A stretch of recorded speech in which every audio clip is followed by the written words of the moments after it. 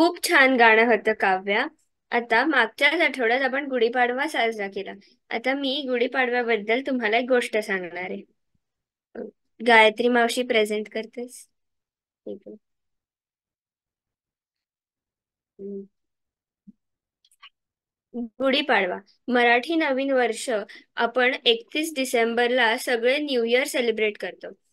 पण खरं आपलं मराठी नवीन वर्ष गुढीपाडव्याला चैत्र शुद्ध प्रतिपदाला सुरू होतं. पुढची स्लाईड. इतना नाही होत इथं का? नाही. ह्या सुमारास निसर्गात पण छान बदल होतात. झाडांना नवीन पालवी येते. आंबे, कैरी, गुलमोहर, बहावा, मोगऱ्यासारखी फुलं.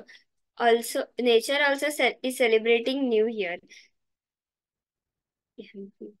भारताच्या वेगवेगळ्या भागात हा सण वेगवेगळ्या नावाने साजरा केला जातो. विशू, विशू, पोंगळ, एक्सेट्रा. ह्या दिवशी रामाने रावणावर विजय मिळवला आणि अयोध्येत परत आला. त्यांच्या स्वागताला लोकांनी गुढ्या पताका उभारून आनंदाने त्यांचे स्वागत केले. आता आता काही आपण राक्षसाला मारणार नाही, पण रावण हे दुष्ट वाईट वृत्तीचे प्रतीक आहे.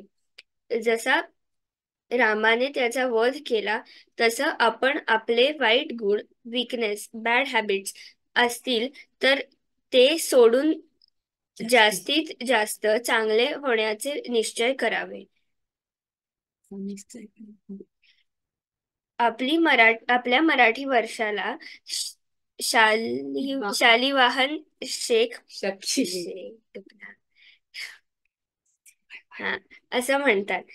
हे शालिवाहन राजाच्या नावावरून ठेवलेले आहे. त्याने शत्रूचा पराभव करण्यासाठी 6,000 मातीच्या सैनिकांचे पुतळे तयार केले व त्यात प्राण घालून त्यांच्या साह्याने ह्याच दिवशी शत्रूचा पराभव केला. अशी कथा आहे. ही कथा असं शिकवते की आपण आपल्याकडे जे काही आहे त्याचा आपण उपयोग करून जिंकू शकतो, इफ वी आर डिटरमाइंड. ह्या दिवशी प्रसाद म्हणून गुळ आणि कडुलिंबाची पाने खातात. हे मेडिकली हेल्थसाठी पण चांगलं आहे आणि इट इंडिकेट्स दॅट आपल्या आयुष्यात पण चांगले वाईट दोन्ही प्रसंग येत असतात. थोडे अप्स अँड डाऊन्स असतात. And we need to accept it bravely. We must face every situation to the best of our abilities.